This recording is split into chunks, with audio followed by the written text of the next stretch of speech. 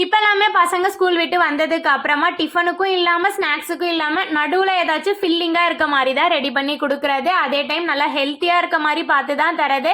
அவுள் இருந்தது, அதை ஒரு 4-5 தடவை வாஷ் பண்ணிவிட்டு தயிர் ஊற்றி ஊற வச்சுட்டேன்.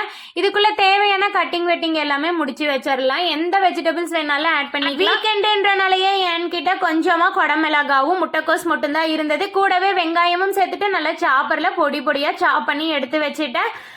ஊற வச்சிருக்க அவுல கொஞ்சமாக மிக்சியில் சேர்த்துட்டு பல்ஸ் மூடில் விட்டு எடுத்துக்கணும். நைஸாக அரைக்கக்கூடாது. அது கூடவே ஒரு 2 ஸ்பூன் அளவுக்கு அரிசி மாவு, தேவையான அளவு உப்பு சேர்த்துக்கலாம். இதுக்கு ஹைலைட்டே இந்த சீரகம் தான். பொடியாக சேர்க்காம கொஞ்சமாக இடித்து சேர்த்துக்கலாம். அது கூடவே சாப் பண்ணி வச்சிருக்க வெஜிடபிள்ஸையும் சேர்த்துட்டு மல்லி இலை சேர்த்து நல்லா இதை மிக்ஸ் பண்ணி எடுத்து வச்சுக்கலாம். இதுக்கு சைடிஷ்க்கு ஒரு சட்னி ரெடி பண்ண போகிறேன். பச்சை கார சட்னி தான் ரெடி பண்ணியிருந்தேன். இதுக்கு காம்பினேஷன் ரொம்ப சூப்பராகவே இருந்தது.